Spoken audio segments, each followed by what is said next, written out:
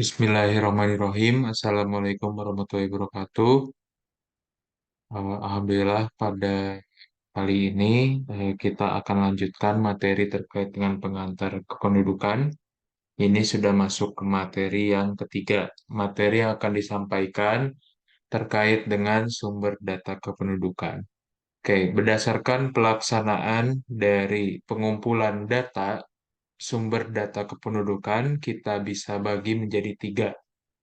Yang pertama, data tersebut bisa saja bersumber dari sensus penduduk, kemudian bisa saja dia dari registrasi penduduk, kemudian bisa juga dia bersumber dari survei penduduk.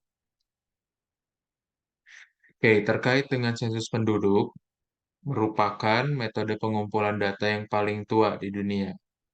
Catatan menyebutkan bahwa sensus penduduk telah dimulai bahkan sejak tahun 3800 sebelum Masehi di zaman Kerajaan Babilonia.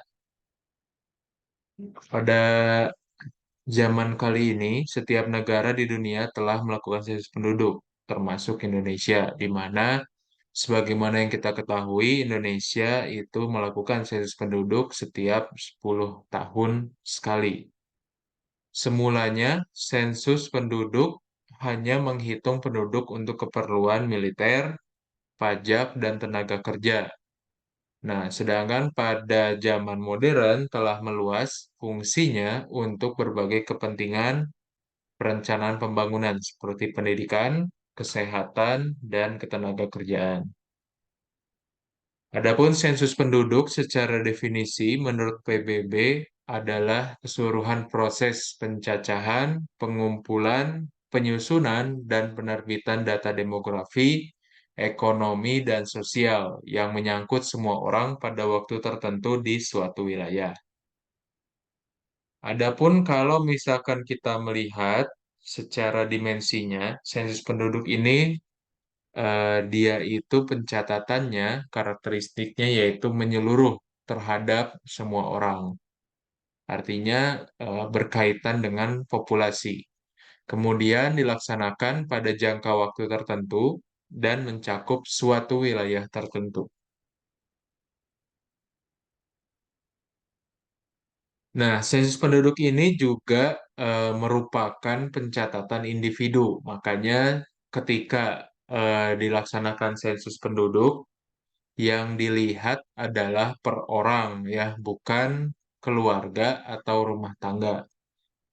Nah, pencatatan ini dilakukan bisa menggunakan de jure atau berdasarkan tempat di mana ia tinggal atau de facto berdasarkan ditemukannya penduduk saat sensus dilaksanakan. Karena sejatinya mungkin fenomena yang terjadi di kita ada eh, keluarga yang mana dia itu ngontrak ya. Ngontrak itu dalam artian bisa saja dia kakaknya tidak di rumah itu, melainkan di rumah lainnya. Nah, jadi bisa saja mencatat berdasarkan KTP atau berdasarkan tempat dia tinggal pada saat pencatatan. Kemudian, data sensus penduduk merupakan data yang dianggap paling lengkap dan cukup akurat, disebabkan karena cakupannya yang menyeluruh, sehingga terbebas dari pengaruh kesalahan sampel. Jadi, tidak ada kekhawatiran terkait dengan sampel karena kita berbicara terkait dengan populasi. Kemudian, faktor yang menentukan kualitas data sensus penduduk, yang pertama adalah kerjasama atau partisipasi dari masyarakat. Kalau misalkan tidak atau misalkan ada masyarakat yang merasa tidak perlu atau istilahnya menolak ya, menolak untuk berpartisipasi, makanya nanti akan mempengaruhi data yang dikumpulkan. Karena tadi ya sifatnya dari sensus penduduk itu adalah menyeluruh populasi. Kemudian bisa juga kondisi geografis dan topografis, di mana kalau misalkan kita melihat ya tenaga surveyor harus melewati berbagai medan ya, sehingga Bisa saja di daerah pedalaman atau di daerah pelosok itu kesulitan. Kemudian kualitas petugas, tentunya secara pencatatan data ini harus benar, oleh karenanya perlunya pelatihan ya dan pendampingan untuk petugas sensus. Kemudian kualitas penduduk sebagai responden sensus ini juga perlu diperhatikan karena kalau misalkan penduduknya itu belum paham isian dari sensusnya, maka nanti data yang dihasilkan bisa saja salah atau keliru. Kemudian perencanaan dan pelaksanaan dari sensus itu sendiri. Oke, kemudian masuk ke sumber data yang kedua, yaitu registrasi penduduk. Menurut PBB, registrasi penduduk atau registrasi vital adalah suatu kegiatan pencatatan mengenai kelahiran hidup, kelahiran mati, kematian, perkawinan, perceraian, adopsi, serta termasuk pengakuan pengesahan, pembatalan, dan perpisahan. Yang mana kejadian-kejadian ini dilakukan secara terus-menerus dan berkesinambungan. Registrasi ini berfokus pada kejadian sejak seseorang lahir dan menjadi anggota suatu komunitas atau anggota masyarakat sampai meninggal, serta semua perubahan status yang dialaminya, misalkan seperti menikah atau bercerai. Indonesia memasukkan unsur kejadian migrasi dalam pencatatan registrasi penduduk, di mana pelaporan peristiwa pindah dan datang dari atau ke satu tempat ke tempat yang lain ini dicatat juga dalam dokumen registrasi penduduk. Adapun syarat untuk memperoleh data registrasi yang baik dan benar, yang pertama adanya peraturan yang memaksa penduduk untuk melapor. Oke, secara fenomena ya, terkadang kalau misalkan ada keluarga yang dia itu lumayan intens ya untuk berpindah-pindah rumah misalkan. Nah, tentunya kalau misalkan tidak ada aturan untuk melapor, nanti pencatatan kejadian yang mana harus tercatat di registrasi penduduk ini akan tidak lengkap. Sehingga sebisa mungkin ada peraturan yang dalam tanda kutip memaksa penduduk untuk melapor.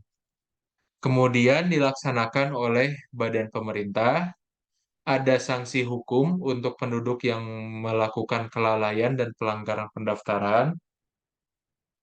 Kemudian ada petugas yang melaksanakan pendaftaran, informasi terkait keterangan yang dilaporkan juga harus betul.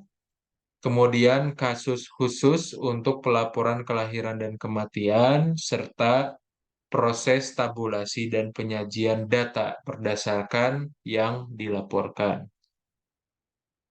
Nah, kalau misalkan kita lihat perbedaan antara sensus dengan registrasi, kalau sensus itu periodik bisa 10 tahun atau 5 tahun sekali, sedangkan registrasi itu sifatnya kontinu, dilakukan secara terus-menerus. Dan untuk pencatatannya, ya, untuk sensus itu adalah terkait individunya, tapi kalau registrasi itu lebih ke arah kejadiannya. Lalu berdasarkan isi catatan, sensus itu berisikan data dasar penduduk, ya, mulai dari nama, jenis kelamin, kemudian dan lain-lain. Kemudian terkait registrasi penduduk ini adalah hal pokok untuk keperluan hukum. Kemudian secara kekuatan atau misalkan kelebihan dari sensus penduduk ini adalah menyeluruh ya, bisa juga berdasarkan de facto atau de jure, kemudian hasilnya dipublikasikan secara meluas, kemudian analisis bisa sampai tingkat rendah atau kabupaten kota. Kemudian registrasi penduduk, kelebihannya adalah jaminan kontinuitas dan kelengkapan data karena ini dicatat secara terus-menerus. Kemudian kecermatan laporan, tersedianya data secara kontinu. Sedangkan kelemahannya, sensus penduduk biayanya cukup besar, makanya dia itu dilaksanakan pada periode-periode tertentu dan tidak dipublikasikan level administrasi yang rendah secara terperinci. Kemudian registrasi penduduk ini sistemnya hanya berdasarkan de jure, kemudian hanya sedikit informasi yang disajikan dan ini pencatatannya tergantung pada sistem, petugas, dan kesadaran masyarakat. Apabila tidak konsisten, maka kelengkapan kecermatan datanya bisa terganggu. Oke, kemudian yang terakhir adalah survei penduduk. Survei dilakukan untuk memperoleh data yang lebih spesifik untuk memenuhi kebutuhan data antar sensus. Atau biasanya ada istilah survei penduduk antar sensus atau SUPAS. Di beberapa negara yang belum memiliki sistem registrasi penduduk, survei sering pula dijadikan alternatif sebagai sumber data yang mencakup statistik vital. Secara umum, kegiatan pengumpulan data dalam survei hampir sama halnya dengan sensus, namun tiga hal utama yang menjadi perbedaan. Yang pertama, terkait dengan penduduknya yang dilihat hanya sebagian penduduk saja atau sampel. Kemudian fleksibilitas pelaksanaan dapat dilakukan kapan saja sesuai kebutuhan. Kemudian topiknya bisa beragam, spesifik, terperinci, dan sesuai kebutuhan. Contohnya mungkin yang dilakukan oleh BPS, ada kalanya melakukan survei ekonomi, di tahun ini ada survei pertanian, kemudian ada survei-survei lainnya yang mana dia itu spesifik terkait dengan topik tertentu. Oke, ini adalah contoh publikasi dari sensus penduduk hasil pencatatan pada tahun 2020. Mungkin itu yang bisa saya sampaikan pada video kali ini. Mohon maaf bila ada hal yang kurang berkenan. Bila taufik wa hidayah, wassalamualaikum warahmatullahi wabarakatuh.